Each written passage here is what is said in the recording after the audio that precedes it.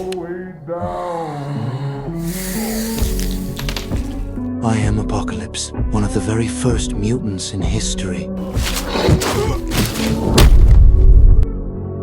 My powers weren't awakened by accident. They were born with me. With a wave of my hand, I can level an entire city because I possess the ability to manipulate matter itself. But even I am not immune to time. As my body begins to age, I transfer my consciousness into another mutant host. This keeps me alive and allows me to absorb the powers of my new body. After countless transfers, I have accumulated the abilities of many others. Thousands of years ago, in ancient Egypt, I was worshipped as a god, but during one of my transfers, a group of rebels triggered the collapse of a pyramid. I was buried deep underground. My guardian gave his life to cast a protective shield, preserving my body in stasis, and so I slept for millennia, until one day, a group of loyal followers discovered ruins. Sunlight broke through the stone and reactivated the seal. I rose again.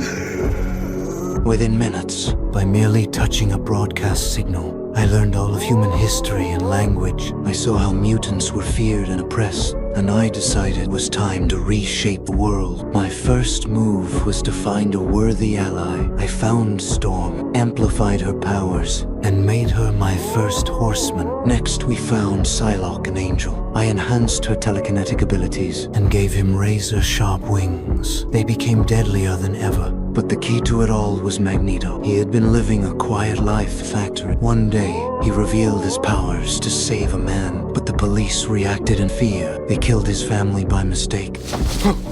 Please, not my babies. In his grief and rage, he slaughtered them all. That was when I appeared. I helped him take revenge, then led him back to the concentration camp of his youth. I awakened the pain buried deep inside him, and with it, his true power. He could now bend the metal buried with the earth itself. He became my strongest weapon.